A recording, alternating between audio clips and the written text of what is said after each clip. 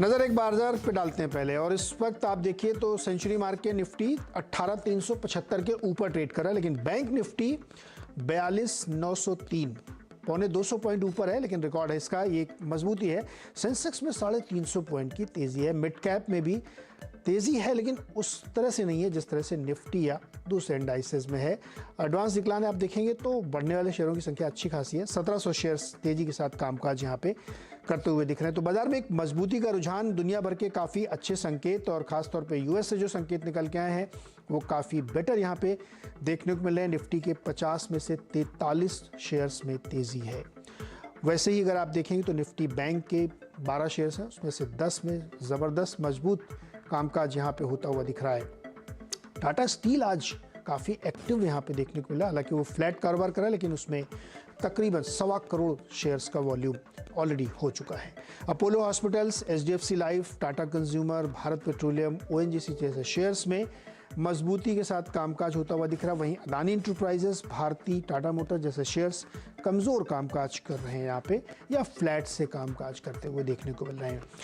बाजार पे एक नज़रिया जानने के लिए गाबा सर के पास चलते हैं, हमारे साथ जुड़ गए हैं। गाबा सर नमस्कार। और निफ्टी ने शतक मार दिया है और बैंक निफ्टी नए रिकॉर्ड पर है, तो क्या नई हाई की तरफ हम लोग चल पड़े हैं?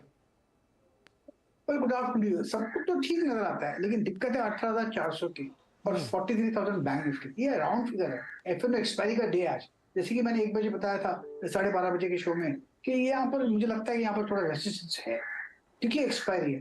ट्रेंड तो इंटैक्ट है, कॉम्प्रोमाइज नहीं हुआ, लेकिन यहाँ पर अच्छी जगह है साइडवेज जोन की। तो बेस्ट निफ्टी और बैंक निफ्टी अवॉइड कर स्पेसिफिक स्टॉक रहे तो अच्छा रहेगा। वैसे दैट्स ऑल। तो स्टॉक स्पेसिफिक रहे में तो किस में रहे सर, वो स्टॉक तो बताइए। हाँ, मुझे HCL टेक अच्छा लगता है। 1129 पर ट्रेड कर रहा है, अपू ऑन है। यहाँ पर 1120 का कोई स्टॉप लगा चले, हो सकता है 1150 देखने को मिल सकता है। HCL टेक HCL टेक 1129 पर है, यहाँ पे एक ट्रेड इनिशिएट किया जा सकता है। गाबा सर को ये बेटर लग रहा है। गाबा सर एक आध दो स्टॉक्स और है जो बढ़िया मूव दिखा रहे हैं। GSPL 8% की तेजी है सर, 256-65 पे काम कर रहा है। गुजरात स्टेट पेट्रोनेट और तेजी बनेगी इसमें क्या सर? मैं चार्ट निकाल लेता हूँ गुजरात स्टेट पेट्रोलियम का। मुझे लगता है कि यस, गुजरात पेट्रोनेट 257 पर ट्रेड कर रहा है। मुझे लगता है ये स्टॉक लेना चाहिए from a slightly longer term perspective. जो बार बना हुआ है बढ़िया बना है, एक बाय सिग्नल जनरेट हुआ है GSPL में। 257 पर ट्रेड कर रहा है। 280 नजर आता है, लेकिन थोड़ा उसे वक्त लगेगा। 240 का स्टॉप होना चाहिए। स्टॉप काफी डीप है, क्वांटिटी कम कर लें, लेकिन GSPL मुझे अच्छा लगता है गुजरात पेट्रोनेट। गाबा सर चीनी शेयर्स बड़ा आज रौनक दिखा रहे हैं। उसमें एक खबर आई थी कि जो एक्सपोर्ट कोटा है वो बढ़ाया जा सकता है, तो उसकी वजह से सारे चीनी शेयर दौड़ पड़े। जो बलरामपुर चीनी है उसमें 4.25% की तेज़ी है, 368-55 पे ट्रेड करा है। अच्छा लगता है आपको ये इस लेवल पे? बलरामपुर चीनी की आप बात करें तो चार्ट निकाल लेता हूँ बलरामपुर चीनी का। अच्छा लगता है मुझे बलरामपुर। यहाँ पर भी लगता है बॉटमिंग आउट प्रोसेस शुरू हुआ है। ट्रेड करा है 368 के आसपास। 360 का कोई स्टॉप लगा चले बलरामपुर चीनी में, पॉसिबल कि 375 बलरामपुर 380 चीनी में भी देख पाएंगे। बातचीत करेंगे आज की उस कंपनी के बारे में जो हमारे SME में आज फीचर हो रही है। हम लोग बातचीत करेंगे फेरो एलाय मैन्युफैक्चरिंग और रिसाइकलिंग कंपनी है, बहती रिसाइकलिंग कंपनी के MD बालकृष्ण शाह जी हमारे साथ। बालकृष्ण जी बहुत बहुत स्वागत है आपका CNBC आवाज पर। Thank you Neeraj ji. Sir पहले तो एकदम बेसिक सवाल हमें बताइए कि आप लोग क्या काम करते हो। वैसे नाम से हमको ऐसा लगता है कि रिसाइकलिंग या कुछ वैसा मेटल से रिलेटेड, लेकिन दर्शकों को और अपने पोटेंशियल ट्रेडर्स को बताइए कि क्या बिजनेस मॉडल है आपका, ये क्या बिजनेस है आपका? बेसिकली हमारी जो कंपनी है, हम एल्यूमिनियम स्क्रैप को परचेज करते हैं, इंपोर्ट करते हैं, उसको रिसाइकल करते हैं और हमारे फिनिश प्रोडक्ट्स बनाते हैं, जो कि है एल्यूमिनियम डीऑक्सीडेंट्स और एल्यूमिनियम एलॉयज, और वो वेरियस सेक्टर में सप्लाई होता है। तो एक तरीके से हम स्क्रैप को रिसाइकल करके यूजेबल प्रोडक्ट बना रहे हैं। ओके तो सर ये थोड़ा बताइए ना, इसका इंटीग्रेशन कैसे है? ये स्क्रैप कहाँ से मिलता है आपको, फिर उसको आप फिनिश करते हैं, फिर किसको बेचते हैं ये जी? ठीक है। स्क्रैप हम इंपोर्ट भी कर रहे हैं। इंपोर्ट वर्ल्ड की सभी कंट्रीज से स्क्रैप इंपोर्ट कर रहे हैं। डोमेस्टिक परचेज भी है हमारा, और वो स्क्रैप को हम प्रोसेस करते हैं, यूजेबल बनाते हैं, रिसाइकल करते हैं, और फिर हम सप्लाई करते हैं हमारे फिनिश प्रोडक्ट। जो एल्यूमिनियम डीऑक्सीडेंट हमारा प्रोडक्ट है वो स्टील सेक्टर में जाता है, और स्टील सेक्टर में हमारे जो क्लाइंट एस्टीम क्लाइंट्स है, टाटा स्टील है, आर्सलर मित्तल स्टील है, जेएसडब्ल्यू स्टील है, और जो हमारा दूसरा प्रोडक्ट है एल्यूमिनियम एलॉय, वो जाता है ऑटोमोबाइल सेक्टर्स में, इलेक्ट्रिकल सेक्टर्स में और मरीन सेक्टर्स में। उसमें हमारे एस्टीम क्लाइंट्स है, मिंडा कॉर्पोरेशन है, सिग्मा इलेक्ट्रिकल्स है, औरंगाबाद इलेक्ट्रिकल्स जो कि महिंद्रा और उनका सब्सिडरी कंपनी है, वहां पर सप्लाईज होता है। और एलॉयज जो है हम एक्सपोर्ट भी कर रहे हैं वेरियस कंट्रीज में, चाइना, ताइवान, जापान। उसमें हम होंडा एंड टोयोटा ग्रुप के साथ एसोसिएटेड है। ये स्टील इंडस्ट्री में आपने कहा टाटा स्टील के तमाम लोग, इसमें क्या यूज क्या होता है उसका वहां पे?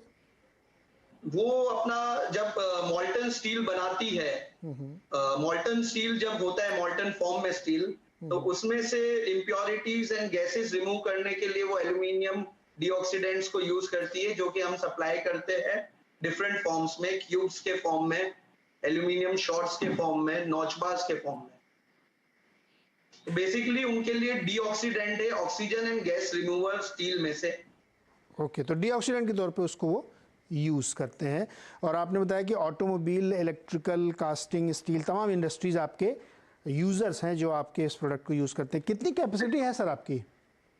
हमारी जो अभी कैपेसिटी है वो 12,000 टन्स की है एनुअली, एंड अब हम उसको एक्सपांड करने जा रहे हैं, क्योंकि एल्यूमिनियम का जो मार्केट है, फ्यूचर आउटलुक है, हर जगह एल्यूमिनियम रिप्लेस हो रहे हैं, एल्यूमिनियम से रिप्लेस किया जा रहा है दूसरे मेटल्स। तो उसका फ्यूचर हमें बहुत अच्छा लग रहा है, इसलिए हम हमारा प्रोडक्शन कैपेसिटी भी बढ़ाना चाह रहे हैं। और तो उसी अभी के लिए ये सब एक रीजन है लिस्टिंग का। तो 12,000 से बढ़ा के कितना करेंगे सर? उसको हम बढ़ा के सब्सटेंशियल ग्रो होएगा, वो सब्सटेंशियल बढ़ेगा। आप ये कह सकते हैं अराउंड 50 to 60% कैपेसिटी बढ़ जाएगी हमारी। 50-60%? और कितना पैसा खर्च करेंगे इसमें आप? जो हम इश्यू ला रहे हैं उसमें से 25 to 30% कैपेक्स में रहेगा। ओके, 20-30% जो है कैपेक्स में जाएगा और ये बढ़ाएंगे। अच्छा, अब ये तो बिजनेस आप क्या कर रहे हैं वो थोड़ा मुझे मेटल आउटलुक समझाइए, क्योंकि बड़ा ऊंच नीच हुआ है इस बार, इस समय पूरी दुनिया में हर तरीके के मेटल, फेरस में, नॉन फेरस में काफ़ी उठापटक देखने को मिली। और चूंकि आप नॉन फेरस में हैं तो मुझे थोड़ा इसका आउटलुक समझाइए, मेटल इंडस्ट्री का क्या चल रहा है, खासतौर पे आपके जो एल्युमिनियम है उसका। आउटलुक इंडस्ट्री की बात करें और हमारी बात करें, हम हमारा जो सेलिंग प्राइस है हमारे प्रोडक्ट का, वो हम हेज करके रखते हैं, हम ऑटो हेज पे चलते हैं। तो हमारे जो कस्टमर्स है उनके साथ हमारा escalation and D escalation clause के साथ में पूरे ईयरली, हाफ ईयरली कॉन्ट्रैक्ट्स है, तो वो ऑटो हेज हो रहा है। तो वो प्राइजेस का जो फ्लक्चुएशन है वो हम कवर करके चलते हैं। और जो हमारी स्पॉट बाइंग होती है उसमें भी हम 3 मंथ्स की स्पॉट बाइंग कर, स्पॉट सेलिंग करके और उसी प्राइस पे हम सामने रॉ मटेरियल बुक कर लेते हैं। तो इस तरीके से हम ये जो प्राइस वॉलेटिलिटी के फैक्टर है उसको हम हेज करके चलते हैं। डिमांड आउटलुक कैसा है बालकृष्ण जी? डिमांड का आउटलुक कैसा है आपका? आवाज अभी आ रही मेरी आवाज आपको? हेलो जी हाँ, अभी अगर आवाज आ रही तो मेरा सवाल ये था कि डिमांड आउटलुक कैसा है सर? डिमांड आउटलुक मेटल को नहीं बात करता, मैं सिर्फ एल्यूमिनियम की बात करूं जी, तो एल्यूमिनियम का डिमांड आउटलुक आप देखेंगे तो अब हर सेक्टर में एल्यूमिनियम का कंजम्पशन बढ़ता जा रहा है। पहले हम ये मानते थे कि सिर्फ एल्यूमिनियम ऑटोमोबाइल में ही लगता है या उधर ही एक पर्टिकुलर सेक्टर हम समझते थे, बट आप आज कंस्ट्रक्शन लाइन में देखिए तो एल्यूमिनियम की खिड़कियां बन रही है, एल्यूमिनियम के दरवाजे बन रहे हैं। आप सोलर पैनल में देखिए उसमें भी एल्यूमिनियम यूज हो रहा है, डिफेंस सेक्टर में एल्यूमिनियम यूज हो रहा है। तो एक सेक्टर अकेला नहीं है, एल्यूमिनियम अब बहुत वाइड स्प्रेड हो चुका है, इसलिए उसका डिमांड एंड आउटलुक हमेशा आगे चलते हुए अच्छा और बेटर ही रहेगा। ओके। एक चीज़ आपने कही कि चूंकि आपने एस्केलेशन क्लॉज लगा रखा अपने सारे क्लाइंट के साथ, इसलिए आपको प्राइस वोलेटिलिटी का उतना असर नहीं पड़ता है। लेकिन अगर बहुत झटके से प्राइस गिर रहे हैं, बढ़ रहे हैं, तो उसमें थोड़ा सा आपको इन्वेंट्री लॉस या समटाइम्स इन्वेंट्री गेन भी हो सकता है। वो कैसे आप हेज करते हैं? वो शॉर्ट पीरियड का आप देखेंगे तो वो हो सकता है, बट अगर हम उसको पूरे साल में देखेंगे हाँ। तो वो कवर हो जाता है। अच्छा, पूरे साल में देखें तो वो एवरेज आउट होकर के फिर फर्क नहीं पड़ता, वो ही लेवल पे रहता है। अच्छा, FY22 के मैं आपके रेवेन्यूज देख रहा था, 250 करोड़ का रेवेन्यू आपने क्लॉक किया और पिछले साल से लगभग आप कह सकते दुगना, 100% की ग्रोथ हुई है। जी, उसके दो रीजन थे। हमारा वॉल्यूम ग्रोथ तो हुआ ही है। आप देखेंगे तो हमारा वॉल्यूम ग्रोथ 35 to 40% के आसपास रहा है। एंड पिछले साल जो प्राइस एल्यूमिनियम का जो वॉर सिचुएशन थी और शॉर्टेज और सप्लाई चेन की वजह से जो प्राइस बढ़ा था, उस वजह से वो ग्रोथ ज्यादा दिखा है। बट वॉल्यूम ग्रोथ जो हमारा था क्वांटम वाइज देखेंगे तो 40% के आसपास रहा है। तो बालकृष्ण जी, जो चूंकि आपने वॉल्यूम ग्रोथ भी अच्छी ली है और रेवेन्यू पे एब्सोल्यूट टर्म में भी बहुत अच्छी ग्रोथ आई है, तो ऑपरेटिंग सिनेरियो कैसा है मार्जिन के टर्म्स में? आप देखेंगे ऑपरेटिंग या ग्रॉस मार्जिन आप देखेंगे तो अराउंड 10 to 12% के आसपास रहता है। अच्छा, इसमें और इम्प्रूवमेंट की गुंजाइश है? ये सस्टेन करते हुए ग्रेजुअली हो सकता है, हम उस पे एफर्ट्स कर रहे हैं। ओके, तो 10 से 12% का ऑपरेटिंग प्रॉफिट है जिसको सस्टेन भी करेंगे और ये ग्रोथ बढ़िया दिख रही है। 100% की ग्रोथ तो केवल लास्ट ईयर में आई और वॉल्यूम टर्म्स में आई है। एक क्वेश्चन और सर, जो आप इंपोर्ट करते हैं, आपने बताया कि स्क्रैप आप इंपोर्ट करके ले आते हैं, तो मुझे थोड़ा सा उसमें ये जानकारी चाहिए आपसे, ये समझना है मुझे कि उसमें जो इंपोर्ट होता है उसमें टैक्स इम्प्लीकेशंस भी होते हैं क्या? कोई दिक्कत होती है उसमें? नहीं, जो बेसिक ड्यूटी है, कस्टम ड्यूटी है, वो लगता है एंड वो हमारी प्राइस में कवर होता है, जो परचेज प्राइस है उसमें। ओके, अच्छा, पिछले दिनों ये जो इतना जियोग्राफिकल प्रॉब्लम आ रही थी, तो उसमें कोई दिक्कत नहीं होती? नहीं, जैसे कि मैंने पहले भी बताया कि हम कोई एक कंट्री से नहीं है। हमारा जो परचेज है वो आप मिडल ईस्ट हो गया, ऑस्ट्रेलिया हो गया, अमेरिका हो गया, साउथ अमेरिका हो गया, यूरोप हो गया, फार ईस्ट हो गया, तो एक पर्टिकुलर ज्योग्राफिकल लोकेशन में नहीं है। और साथ ही साथ हम डोमेस्टिक भी परचेज कर रहे हैं। हम जो बड़ी कंपनीज यहाँ है जो ऑटोमोबाइल, उनके साथ हमने टाई अप किया हुआ है उनका स्क्रैप जनरेशन और उसके लिए। ओके, तो वो इस तरीके से हम सिर्फ एक जगह एक ज्योग्राफी पे नहीं चल रहे हैं, तो इतना दिक्कत हमें नहीं रहता है उसमें। हाँ, मतलब डिरिस्क कर रखा है आपने मल्टीपल लोकेशन, डाइवर्सिफाइड किया हुआ है परचेज को भी। बिल्कुल, तो डाइवर्सिफाई किया, डिरिस्क किया, जिससे कंसंट्रेशन ना हो और आपको दिक्कत नहीं होती, क्योंकि मल्टीपल सोर्सेज से आप ले रहे हैं।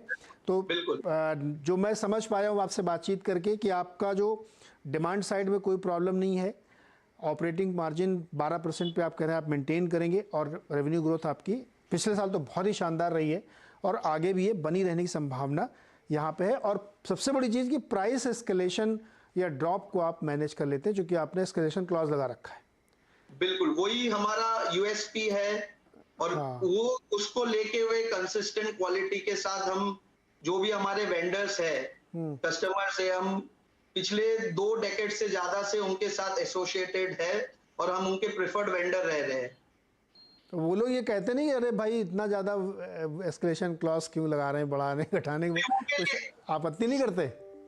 उनके लिए भी वो काफी सुटेबल है, क्योंकि उन्हें भी आज टाटा स्टील या इतनी बड़े प्लांट को एल्यूमिनियम परचेज करने के लिए डेली प्राइस के लिए नेगोशिएट नहीं करना पड़ेगा। तो उनके लिए दूसरे बड़े परचेज और है जिसमें वो ज्यादा है, और ये एन्युअली देखते हैं तो बायर एंड सप्लायर दोनों के लिए विन विन सिचुएशन रहता है इसमें।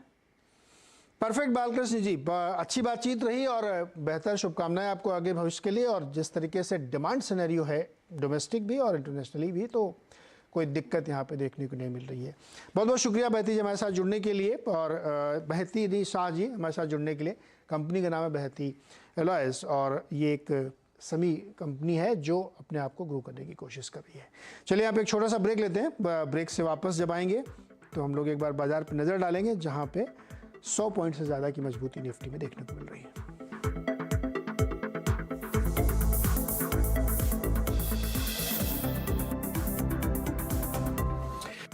Mongia Steel presents Majboot Stocks of the Day. Future express में आप सभी का स्वागत है। एफएनओ मार्केट का हर एक्शन 2790 से चलकर 3006 के आसपास, अब इसमें 250 अंकों के आसपास का मूव देख चुके हैं। कॉल ऑप्शन ले या पुट ऑप्शन 17550 का जो कॉल है वो 85 to 90 के आसपास खरीदारी कर सकते हैं। फिलहाल निफ्टी पे वेट एंड वॉच करना चाहिए। जानिए किन स्टॉक्स में होगी आपकी जबरदस्त कमाई। 3300 के नीचे अर्ली क्लोज अगर आए तो आप शॉर्ट करके यहाँ पर जा सकते हैं। देखिए फ्यूचर एक्सप्रेस। बाजार शुरू होने से पहले कीजिए मुनाफे की तैयारी। जहाँ से कॉल राइटर्स बाहर निकल रहा है वहाँ पे बाय कर दीजिए, और जहाँ पे पुट राइटर कन्विक्शन है वहाँ पे डिप पे बाय कीजिएगा। जानिए सेंसेक्स और निफ्टी की कैसी होगी चाल। बहुत बढ़िया मूव्स एंजॉय कर रहा है ये स्टॉक। ब्लैक पैटर्न का ब्रेकआउट, बाय 1210 तक की तैयारी। कौन से स्टॉक्स आपको बनाएंगे मालामाल। 590 के ऊपर खरीदेंगे, 580 के स्टॉप लॉस है, 620 के टारगेट के लिए। देखिए मुनाफे की तैयारी।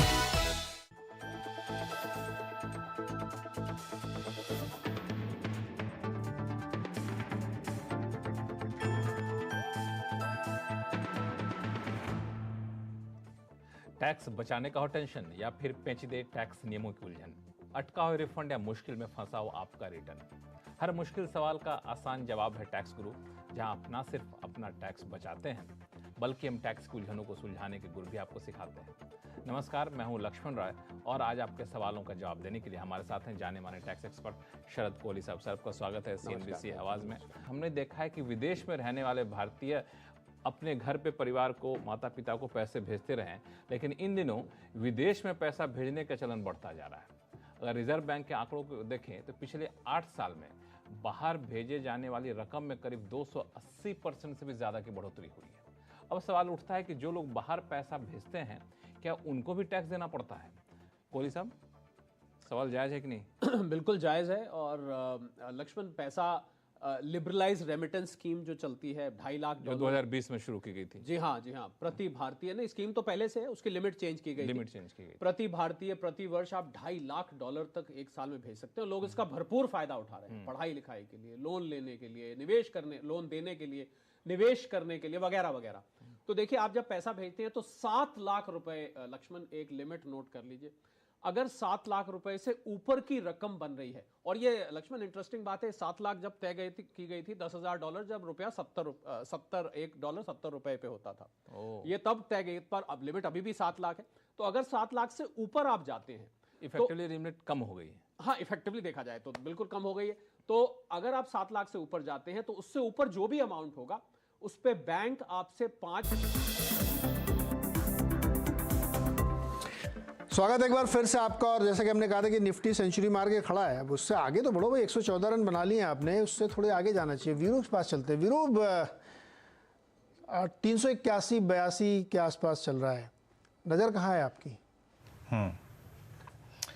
देखिए नीरज जी, आज सुबह जो सोच के आए थे कि वो 18300 वाला कॉल राइटर, उसके ऊपर ट्रेड करना शुरू करेंगे। 310 317 के ऊपर तो एक बाय ट्रेड लेंगे for a possible target of 18397। Exactly वही हो चुका है। बात ये भी हुई थी कि 43020 पर निफ्टी बैंक पे प्रॉफिट बुक कीजिएगा, घर ले जाइएगा। ये दोनों ही लेवल्स 43020 और 18397 आ चुके हैं। नीरज जी, मेरे ख्याल से अब यहाँ बतौर इंडेक्स ट्रेडर आपको एक्सपायरी की डे को रिस्पेक्ट करनी चाहिए, थोड़ा कॉल राइटर्स को भी पैसा बनाने का मौका दीजिए चाहिए। मेरी नज़र रहेगी नीरज जी बस स्टॉक स्पेसिफिक, और वो भी IT पर, और उसमें भी TCS। ओके, तो IT इंडेक्स पे नज़र है वीरू की, और अब वो कह रहे हैं कि इंडेक्स में थोड़ा सा पैसा दूसरे साइड को ही बना दीजिए, लेकिन कोई ज़रूरी नहीं है भाई, मतलब 1.5 घंटा बाकी है, कुछ भी हो सकता है। तो ऐसे ही बहुत दिलचस्प स्ट्रेटजीज आपके सामने अगले 1.5 घंटे में पेश की जाएंगी वीरेंद्र, हर्षदा और अनुज के साथ। कहीं जाइएगा मत, छोटा सा एक ब्रेक लेने वापस आते हैं तुरंत।